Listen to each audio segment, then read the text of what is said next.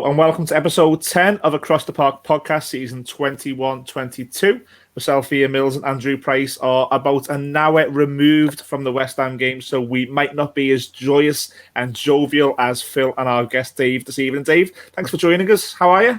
Yeah, I'm absolutely brilliant. Yeah, thanks. 12:30 kickoff yesterday, so that makes for a long day, doesn't it? So a little bit jaded today, but still feeling great.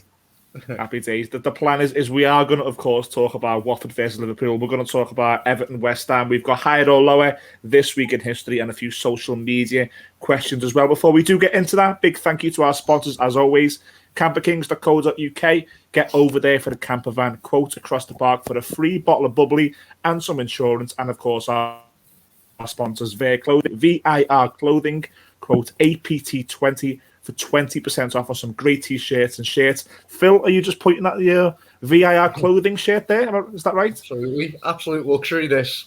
Absolute luxury. Get on over to virclothing.com and ATP20 will get you 20% off just in time for Christmas, the Stockholm fillers as well. Phil, let's just bring the Reds straight into it.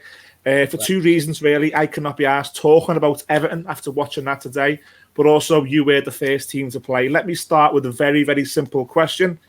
Is Mo Salah the best footballer on the planet right now? And why is your answer yes? Yeah, I mean, it was only 2 weeks ago we were saying, Salah's amazing, but he's not quite what Luis Suarez ever was. What a difference 2 weeks can make, because I think we're almost having that conversation now where he is surpassing those kinds of levels. What the man can't do isn't worth talking about, is it? And this sort of goal he's managing to score every week, where he's taking on half the team from the right and putting people on the backside and cutting in and scoring goals. This isn't a one-off. City, he's done it again there. He scored a similar goal against Tottenham, didn't he, Dave? So, well, this is it. I was saying at Tottenham at the Road End. There was another one at the Road End as well against another team. Playing blue. It's the same sort of thing. He does it. He's done it time and time again now. And then I said, when we had Suarez, I was saying at that time that this fella is worth the entrance fee on his own. And although we've had some great players over the years, he was the first player since Barnes that was worth the entrance fee on his own, in my opinion. I used to sit in that lower Kemlyn and watching Barnes attack the cop end, and it was just like poetry in motion. And we waited more than 20 years to find somebody who was worth the entrance fee on his own. And here we are again, a few years later, and we've got Salah doing exactly what Suarez was doing and more. Just absolutely amazing. He's gone to a new level. He's maturing in his game. He's got the most assists in the Premier League as well as the most goals. And I think, even though he seems ruthless, absolutely ruthless this year, he seems less greedy than he's ever looked before. Simultaneously, it's weird. It's just like he's become the complete all-round player for me. But getting onto the game in general, I mean, I predicted 4-0. I wasn't far off, but what I didn't sort of envisage was just quite how one-sided. I think towards the end of the first half, the possession came up, and it was 88% to 12. Oh, I saw at one point it was 83 was the highest I saw, and I thought I've never even seen it in the 70s. Yeah, it's 83%. I just thought that was absolutely mind blowing, and I thought, listening to some of the commentary, I wasn't fortunate enough to be there yesterday. I don't really get to go to away games anymore, but they were saying it's almost like they've given up. They've completely given up. It's like 15 minutes ago, we're 4-0 up, and we've got 3-4 players hunting around in packs, desperate to get that other goal, and just as importantly, making sure that we're not conceding one. The hunger and the desire of all of them was just amazing. It was there to be seen, wasn't it? Yeah, and when you're cruising and you've got the likes of Salah playing at the level he is, those players could be forgiven for saying, well, we haven't got to work dead hard, tracking back, but they still do. And that's the magic of what Klopp's instilled into this team. And yeah, I mean, Danny Rose, that was embarrassing, wasn't it? Yeah, be walking with a limp him today. Yeah. I don't know if the Blues seen it, but Danny Rose looked overweight. Salah went past him early on to set up the first goal, which was sublime. And then it was the ruthlessness then. It was just like, we knew he was the weak link and there was no sympathy for him. He just got played on, didn't he? time and time again. Salah just absolutely tore the back out of him. I almost felt sorry for him. I don't know why he didn't get ragged off. We even brought Nico Williams on towards the end to take the mick as well. Talk about the nail in the coffin. Yeah, exactly. Skipped past him, didn't he, for the last goal as well? Just absolutely turned him inside out. So, yeah, brilliant. Yeah, great. That's great confidence for him going forward. But, Dave, I think, Bobby's hat-trick was great to see. And I think part of that was he couldn't leave Rose on his own with Salah. So they were worried about that, which gave a bit more space and stuff. And I think that contributed to Firmino's hat-trick. Yeah. And again, it's just nice to see Bobby back in there doing what he does best. And, the karate kicks and the big smiles with it's full of teeth and all that sort of stuff. But those little intricate passes in and around the box, it was him that won the ball back to give it to Salah before Salah just put 7 people on the backside. Yeah. So it's all that little stuff that he brings to that in and around the edge of the 18-yard box. That's all the stuff that we know Firmino can do. It was that Jeff Goulden did the tweet earlier. Report of their demise have been greatly exaggerated. The front three, we've got 22 goals between them. 11 games in all competitions or something stupid like that, or 7 games in all competitions. Yeah, Salah, Mane and Firmino were in the top 5 of the top goal scorers in the Premier League. Jota's in the top 10. All 4 have scored more than Lukaku at Chelsea. So all this Liverpool needs to spend the money. We've missed the trick by not going out and splashing on a world-class striker. All 4 of our strikers have scored more than Lukaku, who's meant to be, the same. Well, he was going to be the final piece of the jigsaw, which I could never work out myself. I could never work that out. He largely flopped. I felt at United. He couldn't quite cut it, and then Chelsea. He flattered to deceive. I thought he was quite good when he was with these guys. To be fair, I thought that was probably his best spell in his career. Then he goes away to like a 2nd or 3rd rate league, has a couple of good seasons, and all of a sudden he's going to win them the league for 100 million quid. I couldn't work that one out in the summer myself when everyone was saying he's the final piece in the jigsaw. Yeah. He's not. He's just one person that will play up top for them, so we can put the other 10 behind the ball. That's his tactics. Yeah. So, and as I say, we've just shown it there. We haven't had to go out and spend really, really big. And when the 3 of them are on fire, you can't touch them. Any other notable performances for you, Dave? Do you know what? I thought Milner had a great game after obviously getting slated for. I think he got unfairly slated last week because I don't think it was a case of Foden versus him and Foden coming out on top. I think you made the point on the pod last week, mate. I think it was like he didn't stand him up and get past him. It was just the movement around him, and that's where they got found out a little bit. And I just thought he was immaculate, especially if I can't even remember. It was the 2nd goal where he's won it, he's played it, and I was watching Match of the Day with my lad last night, and I was saying, watch the way he gives this ball now, and then he immediately goes into the space, and then he's giving it there, and he goes on the overlap. That's what you've got. I'm saying to me, lad, look at the movement. This fella's 35 years of age, but it's not about being the quickest or the strongest. It's about intelligence and going and making yourself available. Or if nothing else, if he's made that overlap, he's given the defender something else to think about there, and the ball might come inside. So you might not always get the ball.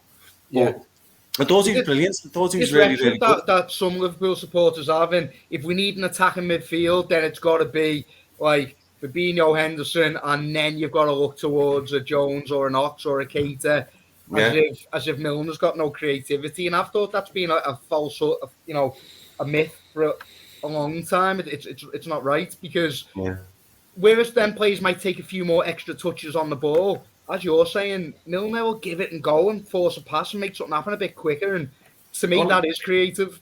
I said that to Harry. I said he's won the ball there on the halfway line and he's touched it 3 times. Yeah. And he's basically, with those 3 touches, he's beat 3 men and he's created a goal. Yeah. You don't have to do step overs. You don't have to roll your foot. You don't have to be caressing the ball. It's movement and touch and awareness and intelligence. And to me, I was made up for him because I think he got really unfairly slated after the City game, and I was really made up with his performance yesterday. And the other one for me as well, mate, and it kind of goes a little bit unnoticed because of who he plays next to, Matip. I think he's just immaculate every game. Doesn't do anything wrong. Yeah. I thought he was really good. Obviously, then you've got that bit there where Virgil's just like heading the ball back to himself to play out and all that sort of stuff. You're thinking, what else can this man do? You know what I mean?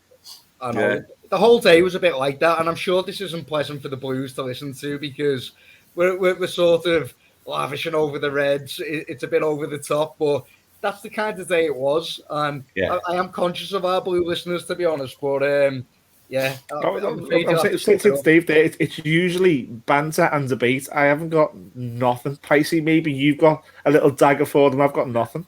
The only thing I've got to say is that Watford are terrible, aren't they? So I think that's got to be said. You weren't playing anyone of any note, where you know. No. I can't wait to say. I didn't watch it, to be fair, but I heard that Watford were terrible, and they've been terrible. They were awful. And all this talk, I mean, I think listening to the pod as well, I think, Phil, pre-season and the start of the season, you made a lot of talk about Sarr, maybe looking at bringing somebody like him in.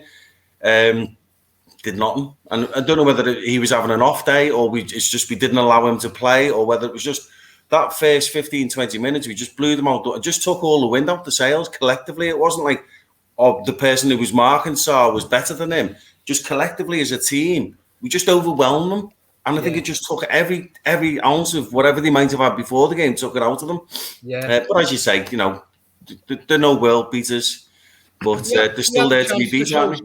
Yeah, he showed some quality with that shot. Did he hit the post or saved onto the post or something? Do you know what? That was a boss save as well. I meant to mention that, the goalie, because we were talking about it at Footy on Friday, and I said, "There's no way these Brazilians are getting back in time." But I don't have any problem with that young Irish lad going in goal. You know, I'm not even going to try and say his name. Is it Kelleher or whatever it might be? But I don't have any problem with him going in goal. I reckon he's a cracking goalie, and he proved it there. He's had nothing to do, and he's pulled off that brilliant reflex save at the near post there. And then they score there. They start getting their tails up, and then it's like, because they were having a half-decent spell at that point. I'm not going to say they're going to get back into the game, but then the scoreline potentially isn't 5-0. Maybe it's 4-2, and it's less emphatic, and we don't get the plaudits that we deserve, which we thoroughly deserved. And it's off the back of that save, if you ask me, mate, because it was a crucial save at a crucial time. We haven't seen loads of them, but I'm with you. What we have seen has been nothing but positive, and that's the mark of a top goalie, isn't it? Where you quiet all game and then you pull out a top draw save. So I'm with you on it. I think the only other thing, talking point I would say from the game, you messaged me about it earlier, Dave, the offside that you wanted to bring up. We benefited from it, obviously, but I think for as long as I can remember, all we've done is moan about offside, and going back 20 years or more. But I think the current incarnation, it's an absolute joke. I mean, obviously, it went in our favour yesterday. Not that it would have made any difference to the outcome of the game, and you'd have been buzzing if that goal that Firmino scores off the back of it is the only goal in a 1-0 victory. You're buzzing, aren't you? But you would, for me, it's a horrible, horrible rule. That defender slid it. The ball is played into Salah. No two ways about it. The pass is intended for Salah, who's in an offside position. The defender has got him behind him. He doesn't know that he's offside. He was only marginal. So the defender has got to try and intercept the pass. And has inadvertently, in the process, created the chance for Bobby, who wasn't offside from the initial pass, who then goes and scores. For me, it's nonsense. It's, he's offside. He's interfering with play, because if he's not there, that defender doesn't have to make that interception. I mean... It's horrible, absolutely horrible. And, don't get me started on this one where they keep allowing it to play on, for the next phase to see what happens. Because, we've talked about it before, you've seen it. People are getting injured off the back of that rule. It's absolutely ridiculous. If you're offside, get your flag up straight away.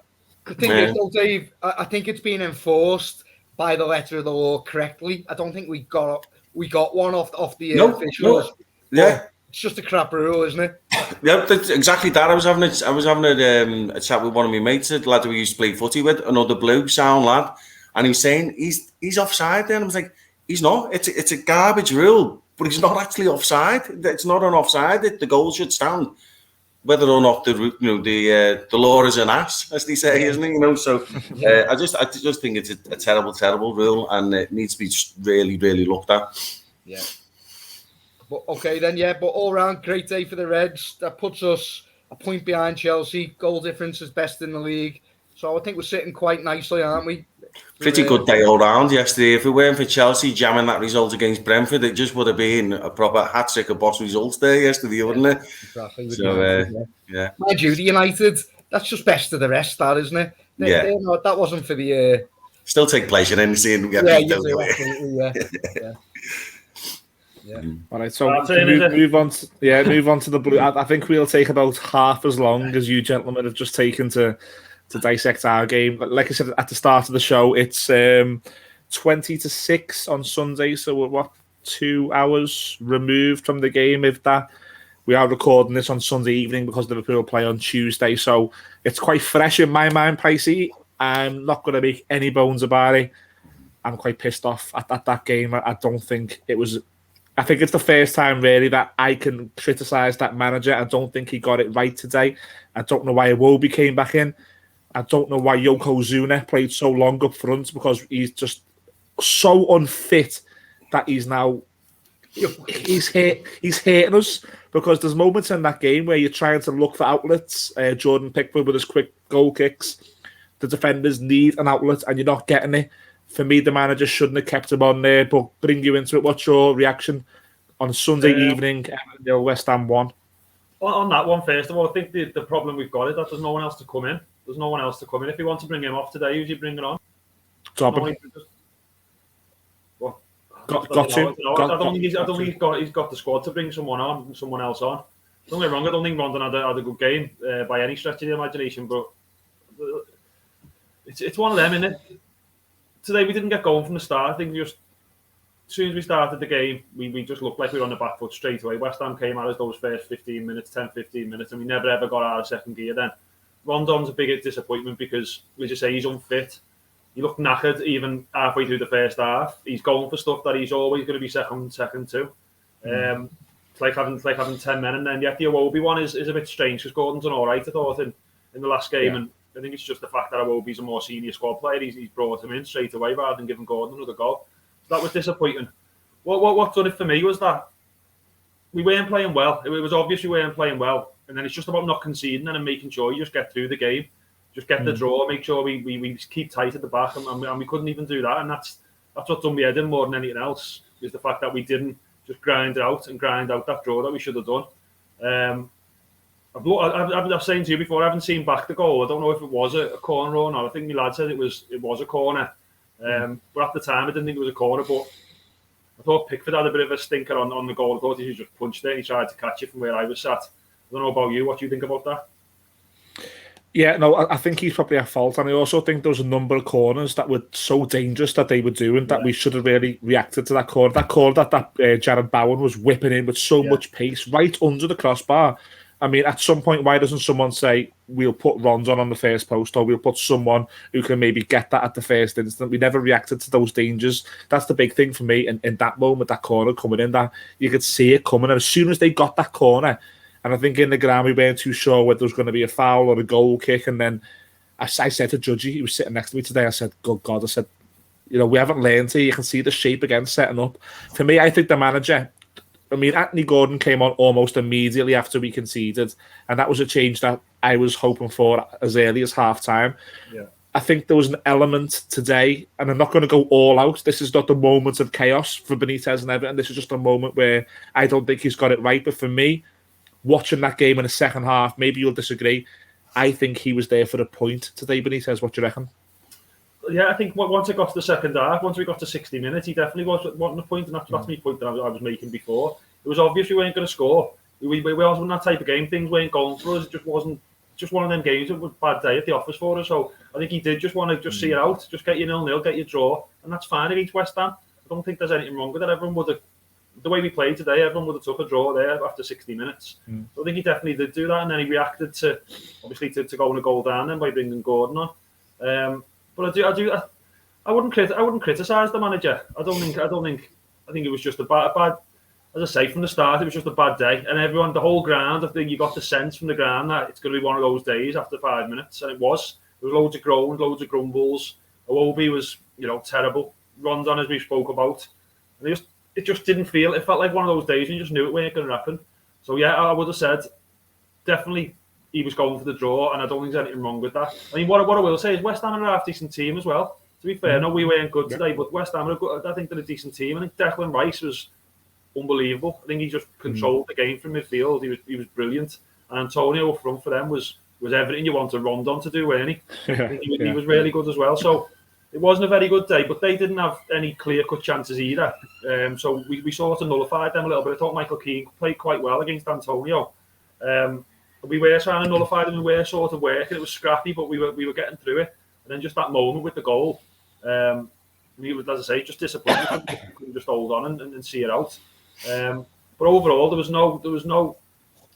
I don't know. I just felt like our midfield was, as I said there, Declan Rice controlled it, but I didn't feel like Alan was at the races or Decore either. Don't know about you, but I just felt like the game was bypassing them as well. I thought West Ham done really well. I think the name you mentioned there with Declan Rice, I think he was the standout today for me. Like every time West Ham got the ball, they give it to him, and he was the one. He was looking for the forward ball. He was looking to dictate play, and he was also winning the ball back. And even when they were 1-0 up, he was the calm head in there for me. He was brilliant, and yeah, he sort of controlled any duel. Like he had the duel against Alan, the duel against Decore. Declan Rice was coming out on top for all games, so he was a big factor in the result. Don't get me wrong, and you're right in saying Declan Rice. And the criticism for me of the manager is how long a couple of those players stayed on for. Rondon should not have played 90 minutes, and I completely understand why you're saying it. And maybe our comments this week will agree with you. Maybe Dobbin's not ready, if Dobbin was ready, or Ellis Simmons was ready. Maybe they would have featured already. So I understand that argument. But for me, you've got to throw caution to the wind there. Jordan Pickford's went up one of our corners at the end. If the keeper goes up, why can't you throw a kid on? I don't think Rondon should have played 90 minutes, and I think Iwobi was so lucky to last past half time. Having Spain won World Cups without playing a striker? I'm sure. Our system wouldn't allow us to not have a striker. They put Iwobi and Rondon together up front at one stage in a 4-4-2. It was like the blind leading the blind up there. It was just the both poor Iwobi's. I feel a bit. Wouldn't say I feel sorry for Iwobi, but when he gets the ball, don't even start this. There's so many groans when he gets the ball, and you just because he's awful. Because he's awful. Put the whole crowd on his back as soon as he gets hold of the ball. And he's don't get me wrong, he's garbage. I'm not a fan of him whatsoever. But I feel a bit sorry for him because give him a chance. Like, do you know what I mean? Even the first touch he had today, there was just that groan when he got the ball. It's good as some partner. You've got to have a whipping boy, haven't you? You know what I mean? There's got to be a whipping boy there. I know it's the way it is, but it's just. I was saying to Phil before I came on. I said I've been running around this afternoon. I said I've not even watched their game, so I'm not even going to be able to make any sort of specific comments on it. And I know their goal was like sort of midway through the second half. And the question I was going to ask you guys, but you already kind of touched on it a bit, is how come Anthony Gordon wasn't there? And then once he's come on, is it like kind of too late there? He's come on, expecting a kid to come on the last 10 minutes when the other team then obviously away from home just got the goal. As you say, you've got the likes of Declan Rice in there who know how to control the game in a calm head. It's a massive uphill struggle then, isn't it? Did they have any opportunity to impact the game by the time he came on? What's Rondon doing on for the whole game? I don't understand. I don't know a blue that rates him. I don't know. He come on. He had a few good touches. He didn't really. The way the game was going, he was never going to have an impact on the game. It was always going to be if someone scored, they were going to win. I think that was clear to see. If whoever got the goal, that's the way it was going. It was that type of game. So he come on. He had a few good touches and he's lively and whatever. But he didn't have the chance really. The way we were playing, it wasn't happening for him. Why he didn't start, I don't know why he didn't start. He obviously doesn't fancy him to be a starter, and he's only played him against Man United because Iwobi was injured, wasn't he? From memory, I think that's the reason he played there. But I mean, I'll just go back to he's playing, and he's Rondon stayed on, and Iwobi's playing because he obviously doesn't fancy anyone else who he's got in the squad. He's turning to the bench, and he's got them youngsters on the bench, and he's obviously not happy what he's seen them in training mills if he's not willing to give them a go in a game when you're 1-0 down at home.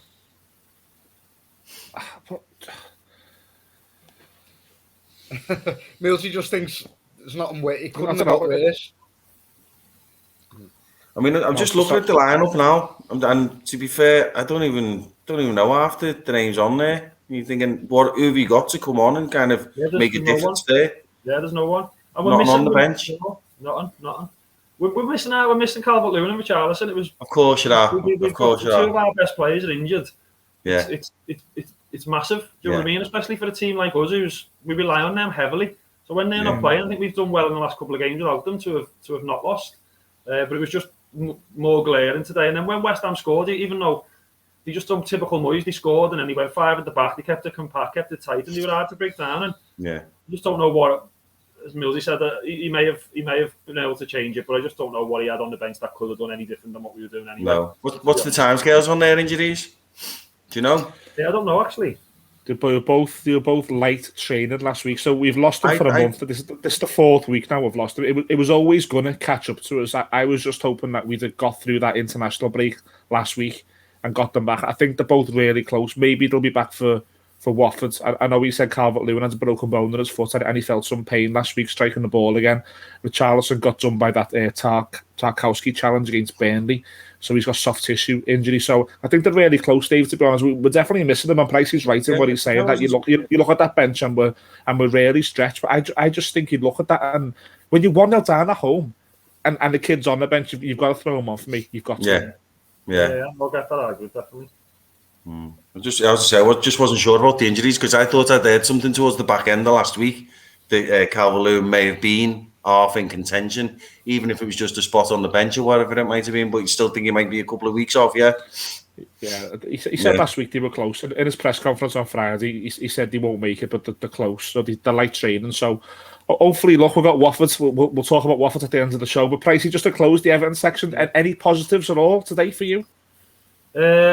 No, to be honest, there wasn't. No. I just think it was a bad day at the office. In a word, it's one of those games, yeah. Yeah. Michael Draw a line under it. Get on. Move on. Yeah.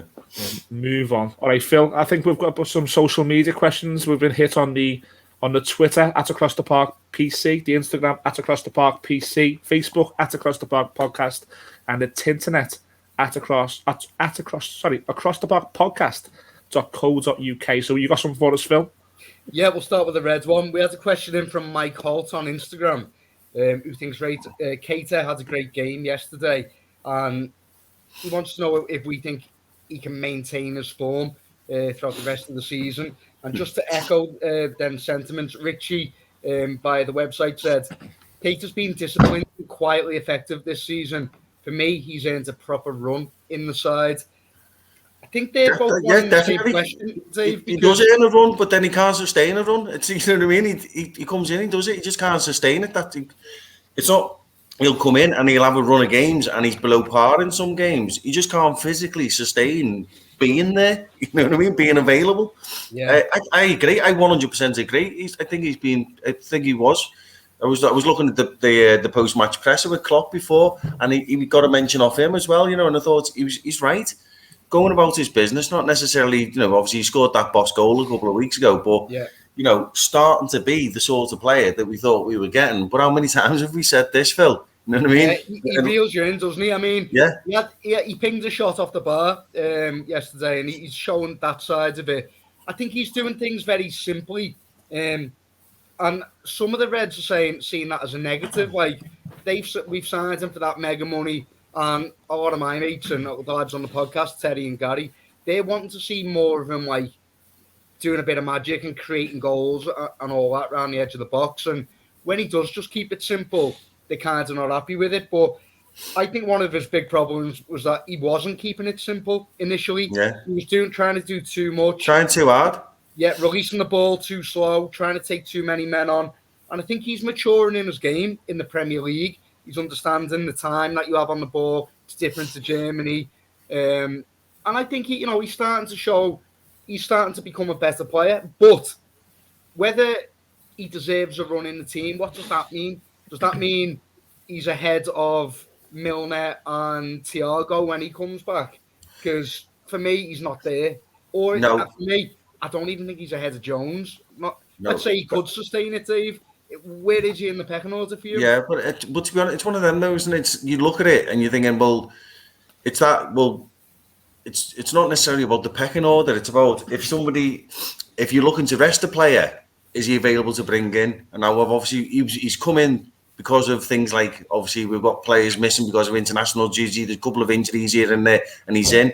So that's where the running the team thing comes in. So if he's available and if he's needed, then he'll have his run in the team. And it might be these games against your likes of your Watfords. And then if there's more people available on Tuesday, he's not getting a game against Madrid. You know what I mean? But then the following week or the week after that, that's it. That's his run. It's about being, because there was too many times where he may have been available, but you could see that the managers just didn't think he was going to be able to do the job. So he'd be sat on the bench. And so you running the team isn't necessarily you being on the starting 11, 10 games on the bounce.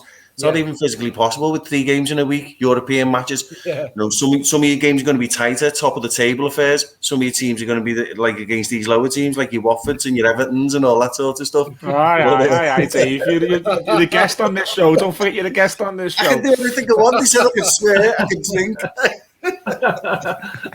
No, I get the impression with Keita though, with you Liverpool fans, that he has to do something amazing and unbelievable for him to get recognition because of the reputation that he has. It's because that's what we signed him for. We thought we were getting this player that was going to pick the ball up and glide past 3 or 4 players and then bang one in. And we've seen him do it on the odd occasion. And I think he's expected that, as Phil just touched on there. I think he was expecting himself to be able to do that. Now that he's kind of gone, right, okay, what I'm going to do is I'm not going to run before I can walk. And he seems to have taken a step back. And I think it's had a positive impact on his overall game and his the impact that he has on a game as well. Without having to be that one that's got to go and beating 2 or 3 men and then pinging one in from 25 yards. That might still come again, and we've seen him do it before, and we will see him do it again. But I think for him to sustain regularity in the team, he needs to do the simple things first, and that's, as Phil's just said, that's what he's been doing more recently, I think. Look, we've got 3 of the most creative players in the world in the team. So we don't necessarily need that from the midfield, but there's always been a narrative from a large section of the Liverpool support is that we need more goals from midfield. We need that attacking player. They're all workhorses. They're all sort of, box-to-box players, but we need that Man City type midfielder who can affect them games when it's 0-0, 1-1, or there's, 10 men behind the ball and that. And I don't know if they're expecting that from Keita, and because he's not that, but, I mean, there is a question also of laziness with Keita, Dave, in terms of him not getting back, or sort of when we played Milan and everyone was going forwards and a couple of mates who were at the game were saying it might look all right on telly that he's taking a few touches and that, but everyone else is bombing forward and bombing back, and he's kind of just strolling around the mid-centre circle type of thing. So there is a bit of that about him as well, I think, that he needs to... Yeah, and I wouldn't even, there will be an element of that, Phil, but I think sometimes when you look at a player, I think sometimes it's with that urgency and that hunger that you're talking about, that desire to get back, it's almost like not necessarily being lazy, just not switched on. He's not like thinking, he's actively thinking, oh, we could run there, we can't be bothered. It's like it hasn't even occurred to him. Split second to react. Yeah. So it's not like he's made the conscious decision to not make that run or to track that player. It's like it hasn't even occurred to him sometimes, I think. So it might be a bit of laziness, but I think sometimes it's just about being a bit more switched on. Yeah, okay. So next question is from Sean Pugh, regular contributor to the show with his questions. And he wants to know from the Blues, when the window opens in January, what position do you think needs addressing first? I get another forward in. I still think we need a forward in. Rondon is not the answer. Usually short term answer to at the end of the window. But I'd still bring another forward in January to try and have a serious competition for Calvert-Lewin, and if injuries, as we've had these last few weeks, come into play again, I think we need someone else of better quality there. I was saying it in the summer, we need quality. We need quality and depth, should I say, sorry. And we haven't got that. So it's not. I don't think it's about position. You'd say we need a new right back or we need a new left back or whatever. We just need quality. So we need to add to the midfield options and the attacking options for me, rather than saying that somebody needs to be replaced. I don't know about you, Millsy, but I think that's for me, is just bringing in that, lifting the level of the squad up. Yeah, I mean, I'd go with forwards. I wouldn't necessarily go with maybe centre forwards. I think Everton still needs a number 10. I think losing James Rodriguez, and then obviously we all know that the Sigurdsson situation, he's vanished as well. So we haven't really got a goal scorer in midfield apart from Doucouré, and Doucouré has played well this season, but you've got to have more than one way to play. And I don't think we have more than one way to play when you have Allen and Doucouré as the pair. So for me, if you can bring in a match-winning player who can run at teams, score a goal, create a goal, and I know they're hard. Naby Keita. Well, I was going to say Thiago, but you can have Naby for 60. In all seriousness, I think Everton do lack someone who can hit teams. Apart from Doucouré, Doucouré is really good at bombing forwards, and you've seen at Old Trafford, you've seen against Burnley what he can do at home, but I think we do miss someone who's got the ability to find a pass and hurt a team. If you can find that player, if you can fund that player, that for me would be the one. What's happened with the? We were talking about that. What happened with Decore today? Was he just completely nullified then? Was he today, or you're saying that he brings that, or I don't know. He wasn't himself. He wasn't the player he's been the last few weeks or even all this season. To be fair, but I think it was just a team thing. On them days when the team's just not having it and nothing's quite going right for anyone, it just felt like one of them for me. Rather than saying that he didn't play well, it was like a team effort, and he just was the same as them, just like lethargic and off the pace a little bit. I mean, I was just going to come back to that and say, I think we'll have big problems if Alan or Decore get injured. I think if one of them get injured this season, we'll have big problems because we've only got Gomez or Davis to come in. So I'd probably centre midfielder of quality would be a shout, because I mean if Alan gets injured, you have to put Gomez alongside Decore. I think that's I don't think that's going to work for me. And Tom Davis, enough said about that. We talked about him. Yeah. Okay. Our man Artie Stickler from Colorado has messaged again. He said he's a big boy when he wants to know, why hasn't Seamus Coleman announced his retirement from international football? Wouldn't he want to prolong his career like Jamie Vardy has done? Everton keep rewarding him with new contracts, but he can't stay healthy. Obviously, we discussed him last week, didn't we? And the stick he gets about his fitness. Could he help himself by retiring from international football? Probably. But how do you tell the captain of his country, who's probably dreamed of that as a young footballer in Ireland, how do you tell him to give that up? I don't think it's as simple. I know where he's coming from, Artie, and at the times that Seamus Coleman's gone away with Ireland and came back injured and we've lost him, and that winds me up. But at the same time, Seamus Coleman that's probably everything to him, to captain his country. So to ask him to give it up, I mean, you've probably seen it with maybe Steven Gerrard. When Steven Gerrard got the captaincy, didn't he, for England? And I imagine you as Reds thought you could do without that. But does Gerrard turn down captaining England? It's hard, isn't it?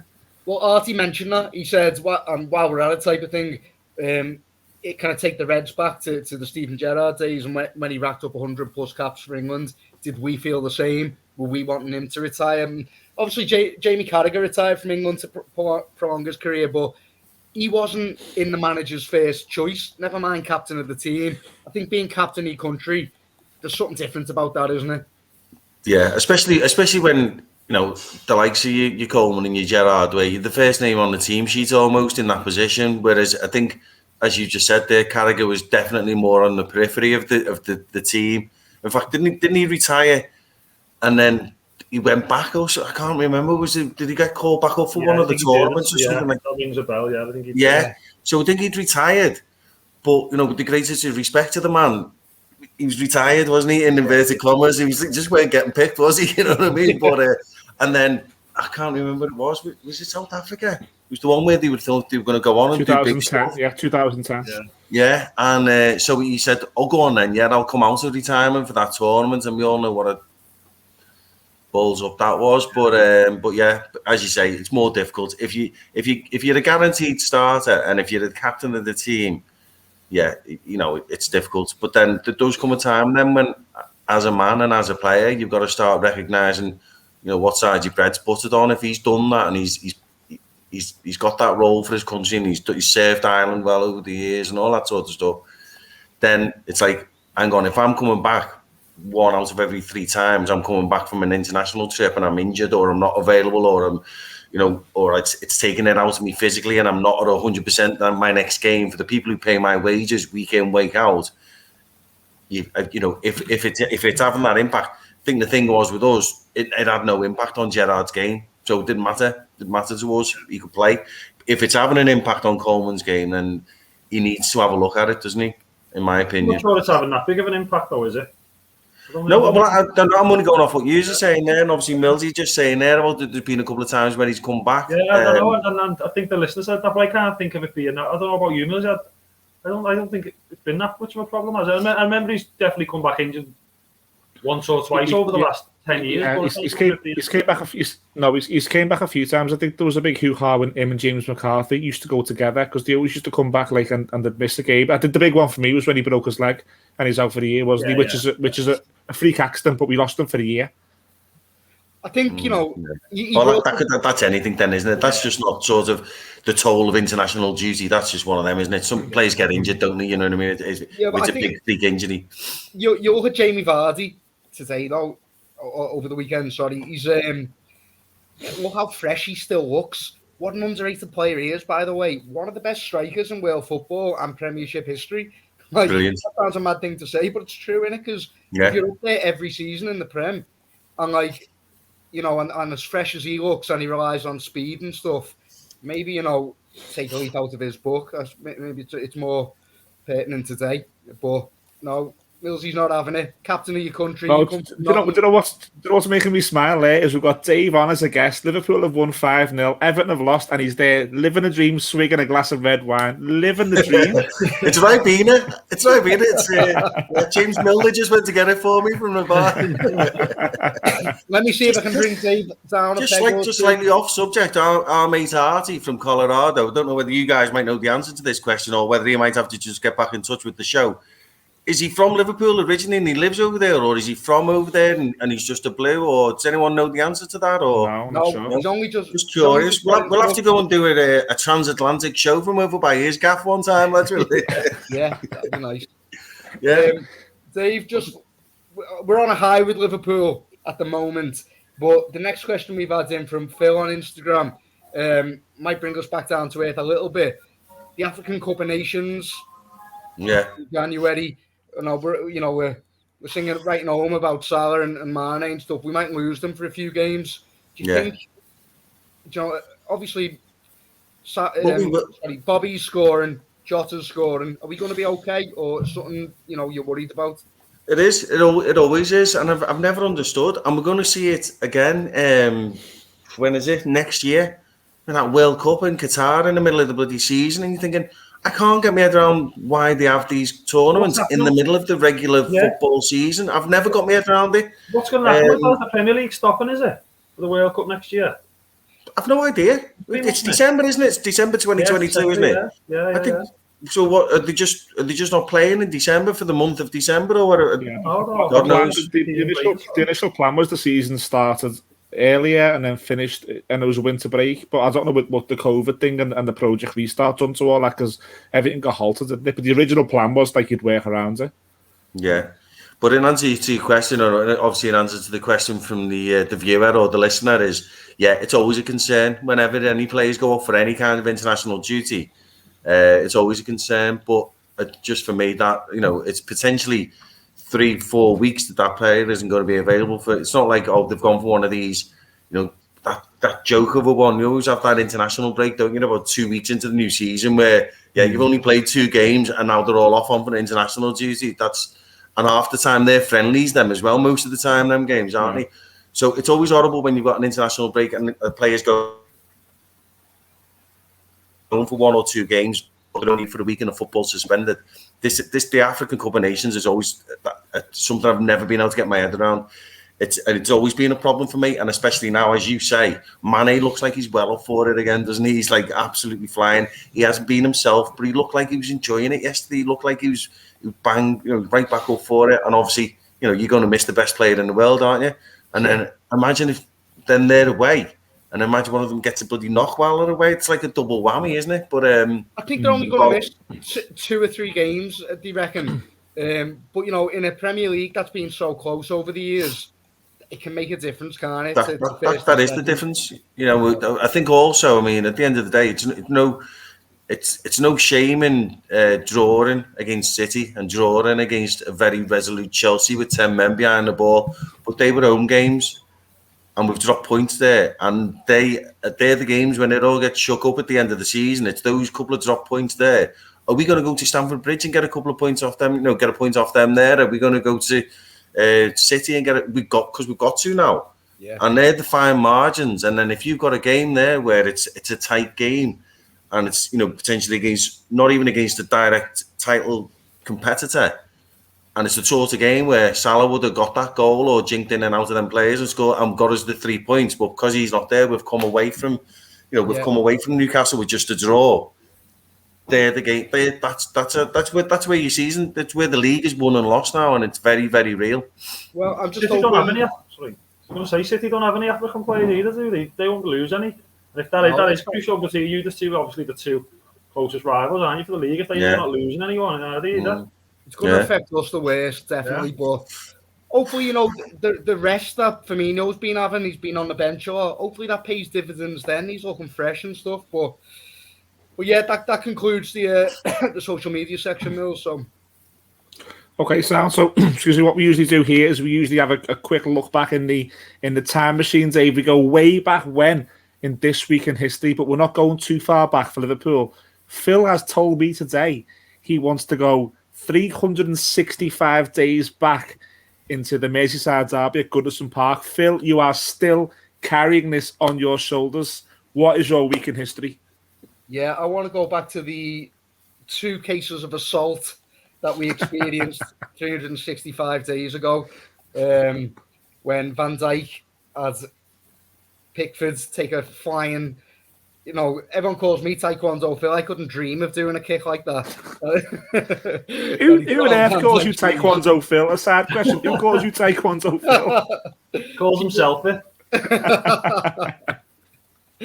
But yeah, no, Dave. When Van Dijk went down and we realised the severity of it, I just want to, touch in on them feelings. Did we know in that moment that you can't compete with City when you haven't got Van Dijk? Do you know what? That was the immediate. That was my gut reaction. And obviously, I've not had any real time to think about this question that you've just kind of sprung that on me. I didn't prep Dave with this, by the way. But I think I've got an answer for you. Then it was. I think everyone at first when you saw him get up and he walked off, didn't he? He walked off the pitch. He didn't get stretched off, and you're thinking that fella is a Rolls Royce. It'd take more than that little T-Rex to wreck his leg and all that sort. And then and then when he turned out, actually, no, this is really bad. It's surgery. It's a year out. It's all that. Your initial gut reaction is, crap, how are we going to cope without this man? And then the next few games, it was perfectly fine. We were all right. We were getting on. I was like, hang on, and then we were kind of buzzing off all the Blues, all the lads who I work with, or on different WhatsApp groups. They were all like, yeah, we've just ended Liverpool's season there. And then I think we went on, and probably, I do stand to be corrected on this if anyone's got any access to fixture lists and results and things. I've got a feeling we went on a decent winning run after that, and we didn't miss him at all. And then it was only when his absence was then compounded by further absences. Joe Gomez got injured for England, I think, on the 11th of November. And then you've got the young lads coming in, and don't get me wrong, Nat Phillips was an absolute warrior when he came in, and what's the other lad? Did he? What's that, sorry? Phillips didn't really start coming in till late on. We persisted with the midfielders, didn't we, for ages? Yeah. So that was the thing. I think it was when it dawned on us, actually, this isn't too bad because we've got Fabinho and then you think, well, hang on, we're missing Fabinho, then we're missing Milner, we're missing them from midfield. So it was and I think that they were having to play that bit further back, which was stretching the midfield, and that was then a midfield that they were then missing from. So you got first choice midfielders missing from an already stretched position. And it just snowballed from there, I think, mate. And it was absolutely disastrous. And I think, we started the season, last season, very, very funny season. But it was just, it was bad times. As you say, your initial gut reaction was, he's got up, he's walked off. That fella will be, squatting 220 in the gym tomorrow, you know what I mean? He's like, no problem at all. And then when we found out the severity, it's like, oh my God. And as I say, I do stand to be corrected, but I've got a feeling we did go on a little bit of a winning streak after that. But then it's just going back to the day as well. When you're bringing the young kids in as well, it's like, okay, well, who's there? Well, normally what you'd have is you've got somebody then to, and I think as well as another bad thing was as well, Henderson got injured and he's out at the same time. So normally, if you've got a young kid coming in to play centre half, you've got Van Dijk next to them, and you've got Henderson in front of them, talking them through the game, telling them where to go. They didn't have any of that, so. Yeah, it was bad. Got snapped as well, so he didn't have him either. Yeah, and it was a bad day all around because big smile on Mill's face there. It just makes me laugh. Honestly, it makes you laugh. And I mean, I want to ask Phil this question. Phil, be honest. Should Jordan Pickford have been sent off for that challenge? 100%. Serious foul play after the whistle. Okay. Should James Milner have been sent off against Man City? Serious foul play. All right, but it was after the whistle. Yeah. Okay. That's the difference. Serious foul play. Right. I think there was some sort of offside rule coming into play as well, wasn't it? Or so, I don't know. Miller, of course, yeah. This bloody offside rule. Yeah. When Mane went Dave, you should have seen. We had Phil on the podcast. It was Phil on the podcast after the game last season. You should have seen him. That was Taekwondo Phil. That's where it came from. I was angry. That's yeah. What's your week in history? Our week in history is probably what some fans may say was the catalyst of where we still are, and I'll get Placey's opinion on it. This week, 4 years ago, Placey, Ronald Koeman, after one of the biggest, probably the biggest ever transfer kitty that we've given anyone. Him and Steve Walsh brought in a number of players. They found themselves in the relegation zone come October.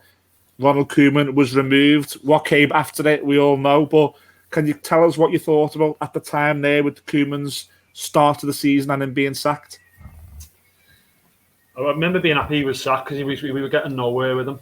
I think he had a good spell in his first season of a couple of months from memory, but around Christmas time we had a good spell under him where we were playing half decent football. But overall, he lacked ideas. He wasn't able to change anything. Like the way Benitez has changed his stuff mid-game, Koeman couldn't do it. He'd go out, he'd throw everything at it. If it didn't work, he had no plan B. I think the Koeman era, if you like, does sum up where it went wrong and how not to spend your money. If any Newcastle fans are watching, that's how not to do it. We just proper messed it up. I remember pre-season, might have been I think it was the fair when Claster and all that came, and Rooney had about 6 number 10s on the same pitch. And he just kept persevering with it, and anyone could see that it wasn't going to work. A pre-season friendly, he'd done it.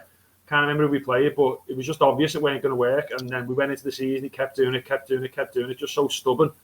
But what I know you think about this as well, but he was so detached from Everton as well, wasn't he, Koeman? He never felt like he wanted to be there. It was always just a stepping stone for him. Was he the one that had the red Christmas tree as well? Sore subject, that Dave. That's a sore subject.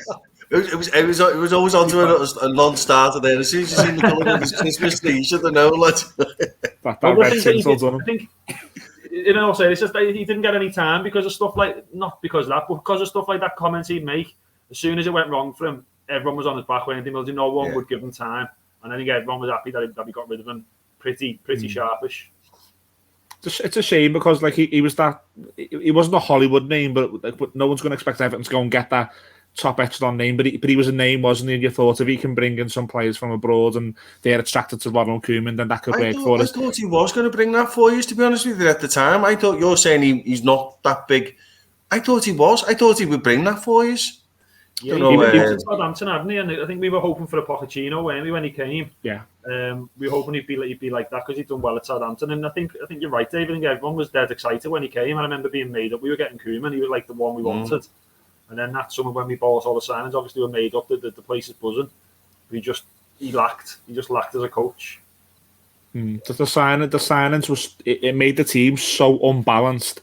And if you put that alongside someone who's not a good coach, you can't then get the best out of that. Like Place said there, we just looked lost. You were playing Sigurdsson left, Davy Klaassen and Rooney centre, Vlasic on the right, and then you're playing maybe like a Sandro up front, and it just looked. As soon as that transfer window closed, I remember thinking, bloody hell, that team's got no pace. It's lacking a lot of things there, and I think he was probably lucky to get through to maybe October, and then we all know what came next, but maybe we'll cover that in the future. Phil's smiling. I know Phil's going to want to talk about in the next few weeks. We all know what came next. We'll probably talk about it in the next few weeks. We are going to cover the Champions League, Atletico. We are going to cover the big game of the weekend, Liverpool at Old Trafford, and obviously Everton home to Watford. Before that, Phil, how do you want to work this? A quick game of higher or lower, or?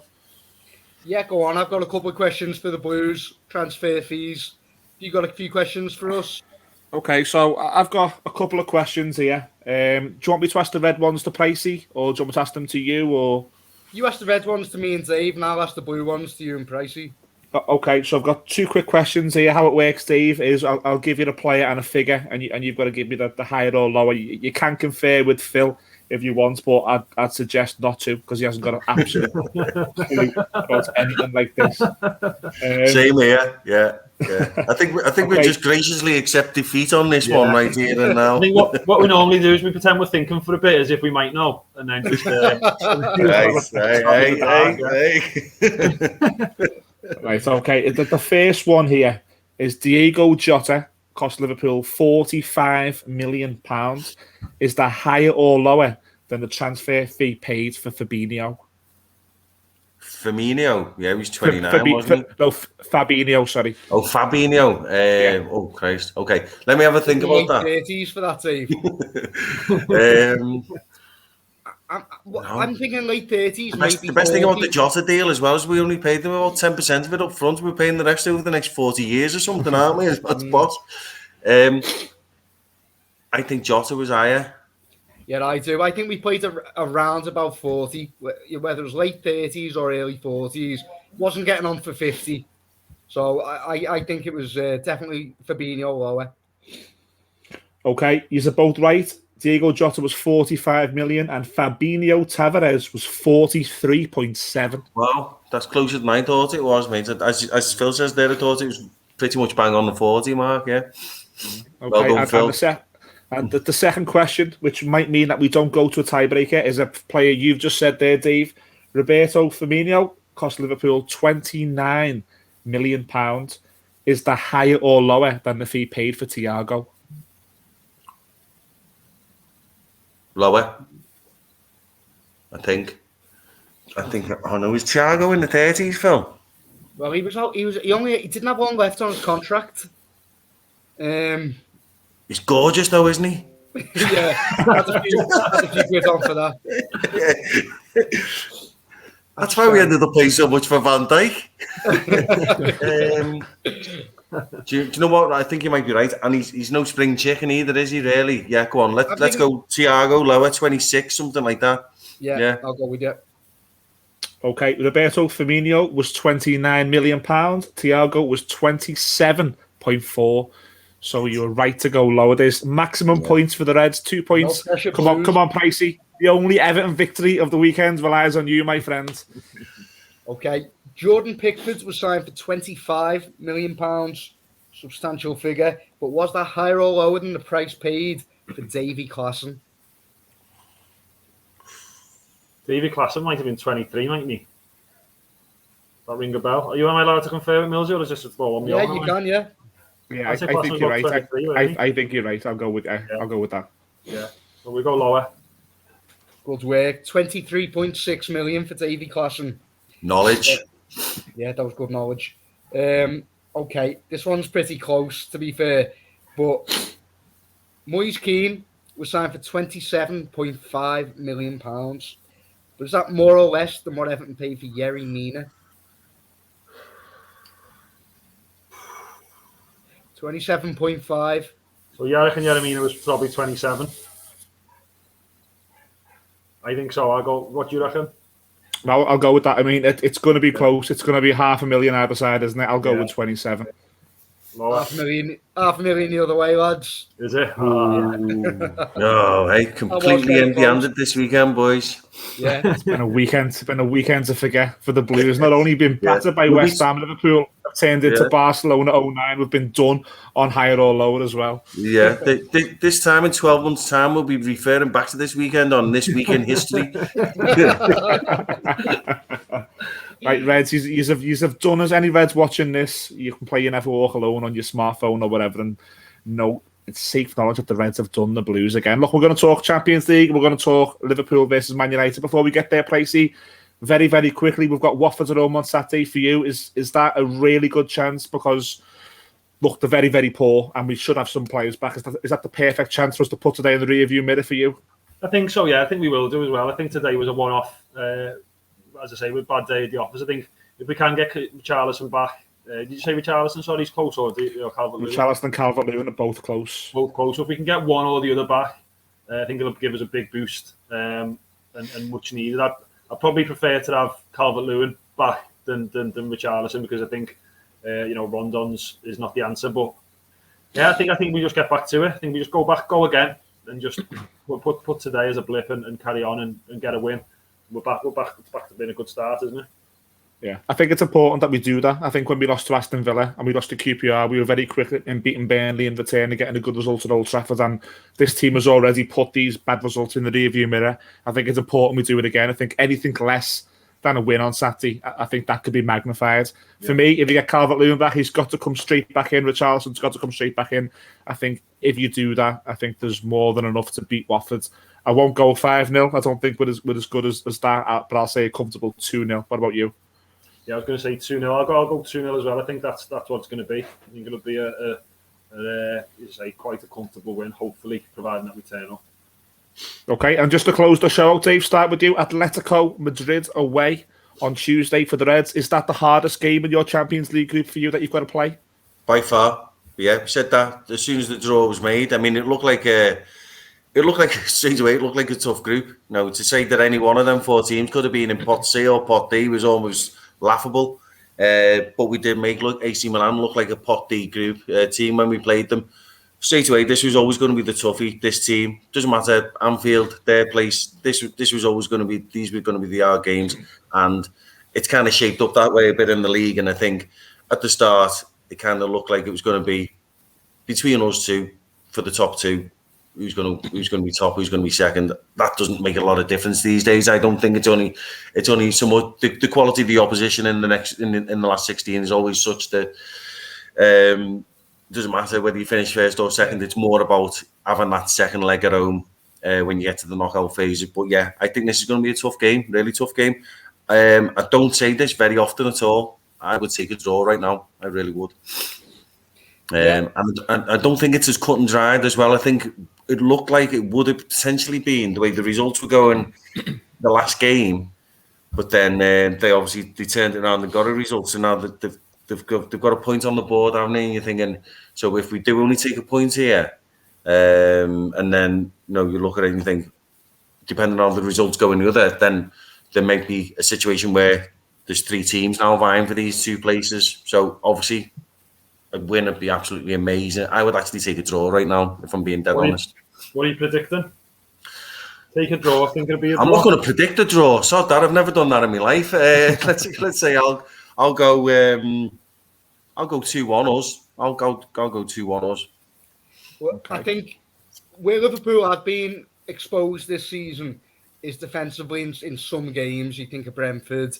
There's other games, isn't there, where we've conceded a few goals. So you think if anyone can take advantage, can capitalise on the fact that Van Dijk's fresh back and things aren't quite perfect at the back, it's that man Luis Suarez.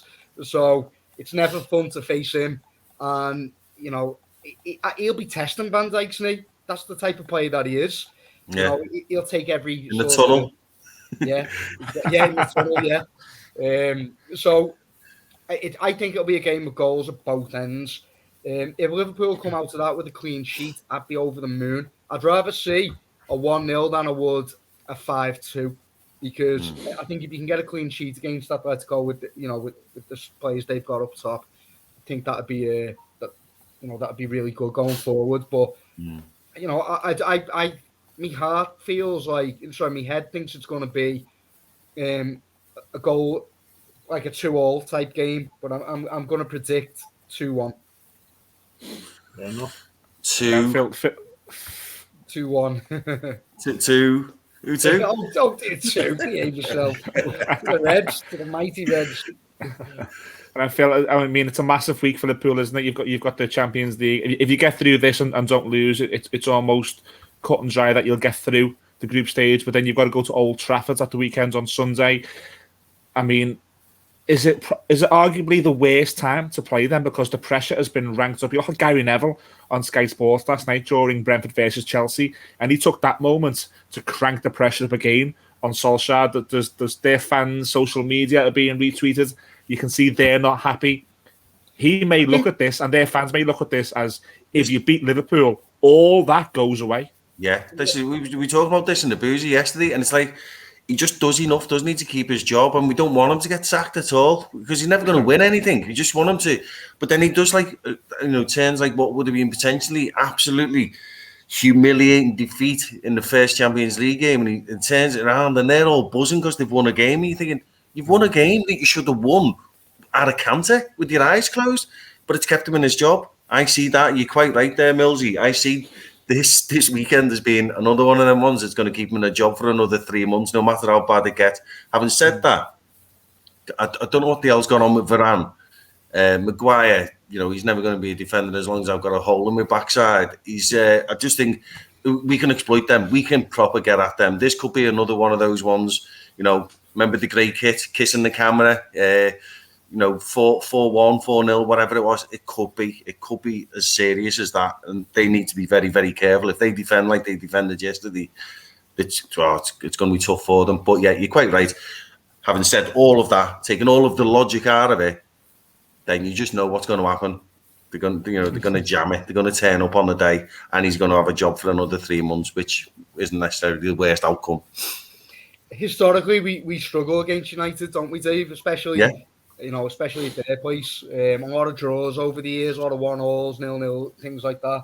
And so, obviously they raised the game for Liverpool. It's big Northwest derby. It's one of the biggest games in world football, and everyone gets up for it. So it's for years United have been nothing. They've been in worse shape than they are right now, to be honest. In some years gone by, but you always seem to raise it for Liverpool. But I just kind of think Salah is going to be the difference, even if it is one of them tight, close games. And just going back to Watford for an example. Do you know when Mane scored the first goal? The first thing I said was, well, they're going to have to score 3 now because Salah hasn't scored his goal yet. So it's going to be at least 2-0. I sort of feel, that's the form he's in. And I just think, I think Mo is going to be the difference again on the day. I think it'll be a tight game like it always is. Even though that doesn't make sense looking at the form that we're in and that. I just think it always is. And I think the year that Salah's having, I think he'll make the difference. So I'm going to say another 2-1. I think it'll be 1-1, and then Salah might get a brace. I'm going 3-1. I'm not confident. I think it's one of them, as you say. They've got enough about them to get a goal, but I just think we've got far too much for them. And touch wood, I'm not like putting the mockers on it, but then I don't know what's going on with Varane. He hasn't settled. He's not himself. You look at the way he's been playing, and I'm not just talking about yesterday. I'm talking about different games where he's just like completely missing the ball. Balls are coming across him. It's bread and butter for any half-decent centre-half, and he's just completely misjudging and mistiming the balls. And I think you can't be doing that with these 3 coming to town. There's a big loving. Mane's got a smile back on his face. Bobby's always got a smile on his face. You know what I mean? You just think I can't see anything other than winning by at least 2 clear goals. But there you go. Famous last words, eh? I'll tell you what, if all those predictions come in, it'll be a happy podcast next week. I think we've come to the end of this week's show. Dave, thanks so much for joining us on Across the Bar. Yeah, no, thanks for having us. Yeah, and I didn't even swear, did I don't think. No, I think text me before we come on saying I can't talk about Liverpool without swearing. Yeah, I've had a couple of berries. I'm hungover and I can't talk football without swearing. But there you go, I've done it. So it's been very, very family friendly tonight. I mean, anyone who's watching on YouTube, please give us a like. Please give us a subscribe. If you're listening on the podcast, head over to YouTube and give us a like and a subscribe. We are going to keep the podcast and the YouTube channel going together. Judgy's also done an instant match reaction live from Goodison Park. If you want to check that out. Anybody who's still with us, God love you for sticking with me and Pricey tonight, and the Reds are obviously laughing at me and Pricey and loving the content. That's what we're all about. It's the only place you can hear banter and debate from both sides of Stanley Park. Enjoy the football, guys. We shall see you again next week.